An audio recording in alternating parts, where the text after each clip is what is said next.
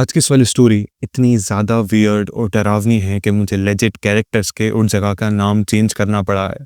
और इसमें लेजिट एक बंदा एक डायन और उसकी पूरी फैमिली के साथ अफेयर चला रहा था। अब वो मैं ऐसा क्यों बोल रहा हूँ वो तुम्हें आगे स्टोरी में पता चलेगा। और अगर तुम लोगों की भी कोई स्टोरी है जो कि तुम लोग मेरे साथ शेयर करना चाहते हो तो तुम लोग डिस्क्रिप्शन में जाकर मेरी जीमेल आईडी पर वो स्टोरी भेज सकते हो। मैं उसको अपनी अगली वीडियो में ज़रूर लूँगा।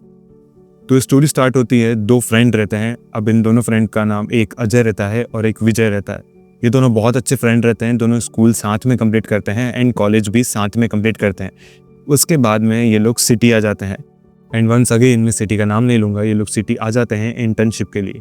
अब ये दोनों जब सिटी आए थे तो इन दोनों ने आपस में कुछ बातचीत करी थी कि भाई हम दोनों एक ही फ्लैट में रहेंगे एंड एक ही रूम में रहेंगे, ताकि जो रूम का किराया है वो भी हम दोनों साथ में मिल बांट के करें ताकि हमारा खर्चा भी कम हो। एंड होता भी ऐसा, ये लोग इंटर्नशिप करते हैं एंड करीब 5 महीने तक सब कुछ सही चलता है। 5वां महीने चल रहा होता है तो जो विजय नाम का दोस्त होता है वो अजय से बोलता है कि भाई मुझे अब इस रूम में नहीं रहना है, मैं किसी और के साथ रहूँगा।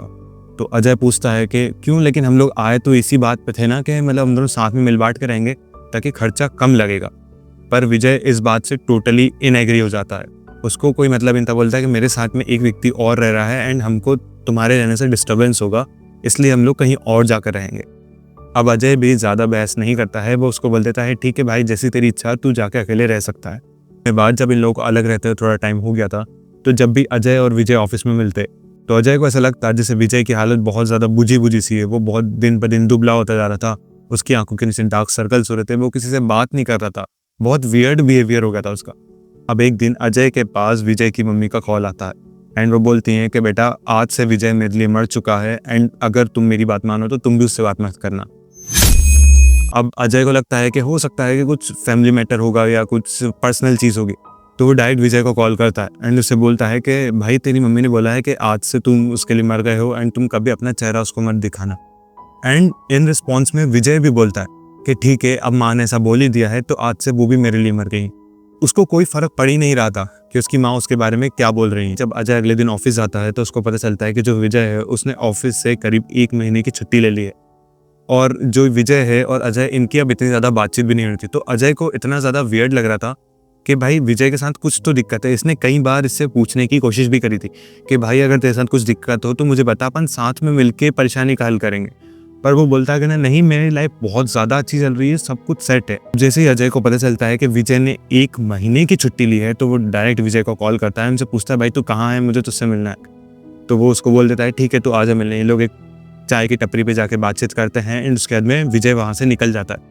अब अजय के दिमाग में आता है क्यों ना मैं विजय का पीछा करूँ, आखिरकार ये रहता कहाँ पे। तो ये धीरे धीरे उसके पीछे जाने लगता है तो देखता है कि जो विजय है वो एक जाकर रुकता है एंड वहाँ से जो पिग होता है उसका मीट प्रॉपर एंड मीट दूर से देखने में इतना लग रहा था जैसे वो 5-7 किलो हो एंड उसको लेके जाता है एंड एक सोसाइटी में चले जाता है। वो सोसाइटी का काम अभी अंडर कंस्ट्रक्शन ही था, मतलब ऐसा लग रहा था दूर से देखने में कि हाँ कुछ बिल्डिंगें बन गई हैं, कुछ आधी बाकी हैं, कुछ का काम अभी शुरू ही हुआ। एंड ये जाता है एंड एक लिफ्ट में जाता है, एक बिल्डिंग के लिफ्ट में एंड ऊपर चले जाता है। एंड बिल्डिंग की लिफ्ट अगर तुम लोगों ने भी देखा हो तो जो लिफ्ट रहती है उसके अगर तुम कहीं पे भी खड़े हो तो स्क्रीन पे दिखता है कि कौन से फ्लोर पर है अभी लिफ्ट। तो ये लिफ्ट ऊपर 6th फ्लोर पे जाकर रुक जाती है एंड उसके बाद में लिफ्ट वापस से नीचे आती है। तो अजय भी उसमें एंटर करने की कोशिश करता है। जब वो एंटर होता है तो वो देखता है कि लिफ्ट में 6th फ्लोर है ही नहीं, मतलब लिफ्ट में आखिरी फ्लोर ही 5 है। वो उस समय तो वहाँ से निकल जाता है बट उसको ऐसा लग रहा था उसको जैसे कुछ ना कुछ तो गड़बड़ है। तो 1 महीने का वेट करता है एंड उसके बाद में जैसे ही विजय ऑफिस में आता है अजय और उसके बाकी सब दोस्त उसको घेर लेते हैं एंड बोलते हैं कि भाई तुझे आज तो हमारे साथ चलना पड़ेगा। ये लोग जब भी ऐसे खाने पीने आते थे तो पास में एक शिव मंदिर रहता है एंड एक होटल रहती है छोटी सी, वहीं पे ये लोग खाना पीना करते थे, जो भी नाश्ता वगैरह। तो उस दिन सभी दोस्त और विजय और अजय ये दोनों वहीं पे जाते हैं एंड ये लोग विजय से पूछते हैं कि भाई क्या चल रहा है और लाइफ किस चल रही है। तो विजय बोलता है मेरी लाइफ एकदम मस्त चल रही है, मैं और ज़्यादा तरक्की कर रहा हूँ और मैं इससे अच्छी जॉब की तरफ आगे बढ़ रहा हूँ। अब सब लोगों को बहुत अच्छा लगता है तो बोलते हैं कि आओ फिर इसी बात पे शिव जी का आशीर्वाद ले लेते हैं। तो सारे दोस्त तो मंदिर के अंदर चले जाते हैं लेकिन विजय जो है वो वहीं सीढ़ी पे खड़ा रहता है एंड जब उसको अंदर आने का बोलते हैं वो पीछे हटने लगता है। तो सारे दोस्त उसको ज़बरदस्ती खींच के मंदिर के अंदर ले जाते हैं एंड जिस मोमेंट विजय मंदिर के अंदर कदम रखता है वो जोर जोर से चिल्लाने लग जाता है, रोने लग जाता है एंड अपना सर जो मंदिर के खंभे रहते हैं उनमें मारने लग जाता है। सब उसको रोकते हैं एंड उसके बाद में वो बेहोश हो जाता है। फिर जब उसकी आँख खुलती है तो वो और ज़ोर-ज़ोर से रोने लगता है, बोलता है कि ना अभी टाइम क्या हुआ है, मुझे टाइम बताओ। तो अजय उसके पास में भी बैठा हुआ था, अजय उसको टाइम बताता है कि भाई अभी इतनी बज रही है, ये तारीख है। तो वो और ज़्यादा रोने लग जाता है, बोलता है कि मैंने पिछले 6 महीने से अपनी मम्मी से बात नहीं करी है। एंड वो उसकी मम्मी को कॉल लगाता है एंड कॉल पे भी बहुत रोता है। अब उसके बाद में जब विजय की हालत थोड़ी-थोड़ी ठीक होने लगती है 1-2 दिन बाद, जब अजय उससे बोलता है कि तुम्हारे साथ आखिर हुआ क्या था? तुम मुझे बताओगे पूरा केस? तो विजय उसको बोलता है कि ना आओ तुम पहले उस जगह पे चलो, मैं तुम्हें वहीं पे बताऊँगा जहाँ पे मैं रहता था। के बाद में अजय और विजय दोनों उसी फ्लाइट में जाते हैं। तो ये लोग 5th फ्लोर तक तो उससे जाते हैं लिफ्ट से एंड उसके बाद में सीढ़ी उसे 6th फ्लोर पे जाते हैं। तो 6th फ्लोर का काम अभी अंडर कंस्ट्रक्शन था, वहाँ पे एक रूम आधा बना हुआ था। एंड विजय आके वहाँ पे शॉक हो जाता है, बोलता है कि भाई मैं यहीं पे रहता था एंड ये मेरा रूम था, ये हॉल था हमारा एंड ये हमारा गेट था जिससे हम आते थे, ये गैलरी थी। एंड वो जिस जगह पे जो चीज़ बता रहा था वहाँ पे उसी काम का कंस्ट्रक्शन चल रहा था। मतलब जिस जगह पे उसने बताया यहाँ पे गेट था, वहाँ पे असली में भी गेट का काम चल रहा था। अब उसका आदमी बोलता है कि यहीं पे मेरा सामान भी था और यहाँ पे मैं और एक लड़की लिव इन में रहते थे। अब वो पूरी बैक एंड की स्टोरी सुनाता। वो बताता है कि ये लड़की जब हम लोग यहाँ पे आए थे तो 1-2 महीने बाद मुझे एक ऑनलाइन प्लेटफॉर्म के ज़रिए मिली थी एंड उसके अंदर हम लोग की काफ़ी ज़्यादा अच्छी बातचीत हो गई। थोड़े ही बातचीत में लड़की ने मुझे लिव इन में रहने का पूछा एंड मैं मान गया था। अब उसके बाद में लड़की ने मुझे इस फ्लैट में बुला लिया एंड हम लोग यहाँ पे बहुत अच्छे से रहते थे। एंड एक बात उसने एक और चीज़ बताई कि जब वो लोग यहाँ पे रहते थे तो नीनी करके भी विजय उस लड़की के साथ कम से कम दिन में 3 से 4 बार इंटीमेट होता था। अब उसके बाद में सब कुछ चीज़ सही चल रही थी एंड कई बार तो विजय का मन नहीं करता था, लेकिन उसके बावजूद वो लड़की उसके साथ इंटीमेट होती थी। विजय बताता है कि थोड़े दिन बाद में जब हमारे बीच सब कुछ सही चल रहा था तो जो लड़की थी वो उसकी मम्मी को भी उन्हीं के साथ रहने के लिए बुला लेती। और एक बार तो उस लड़की ने उस लड़की की मम्मी के सामने ही विजय के साथ इंटीमेट होने की कोशिश करी थी। ये चीज़ विजय को बहुत ही ज़्यादा वियर्ड लग रही थी।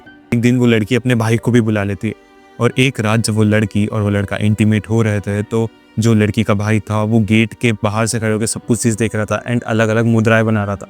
मतलब मानो ऐसे जैसे वो कुछ मंत्र पढ़े जा रहा हो एंड कुछ ना कुछ क्रिया कर रहा हो। एंड विजय ये भी बताता है कि रोज़ रात को जब भी मैं उससे इंटीमेट होता था उसके पहले मुझे नाली में जाके नहा के आना पड़ता था। मतलब वो लड़की मुझे बोलती थी कि तुम पहले सामने जो नाली है उसमें से नहा कर आओ, उसके बाद ही मैं तुमसे इंटीमेट होंगी। अब ये जो चीज़ थी वो अजय को बहुत ही ज़्यादा वियर्ड लगती है। तो उससे बोलता है कि भाई ठीक है, अब जो हो गया सो हो गया, तो अब घर चल एंड अब सब ठीक हो जाएगा, अब कुछ भी नहीं होगा। विजय ने ये सब बात अजय को बताई थी तो अजय के मन में एक बार वहाँ पे रात को जाने की इच्छा हुई।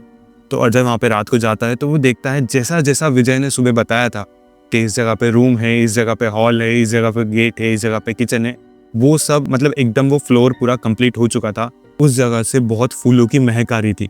वो देखता है कि ना गेट के पास में ही जो विजय है उसका बैग में सामान भरा हुआ रखा है एंड बैग वहीं पर एकदम लावारिसों की तरह पड़ा हुआ है। तो जो अजय है वो बैग उठाने जाता है कि तभी उसको ऐसा लगता है जैसे उसके पीछे किसी ने हाथ रखा है।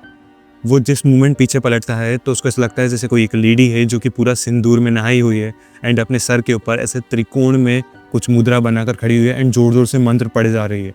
एंड वो मंत्र इतने ज़्यादा लाउड थे कि अजय के कान में बहुत ज़्यादा चुभ रहे थे एंड वो बेहोश हो जाता है। उसके बाद में उसकी आँख खुलती है तो उसके सामने विजय होता है एंड बोलता है कि ना भाई तुम मुझे उस बिल्डिंग के ठीक नीचे पड़े हुए मिले एंड तुम्हारे पास में मेरा बैग भी था।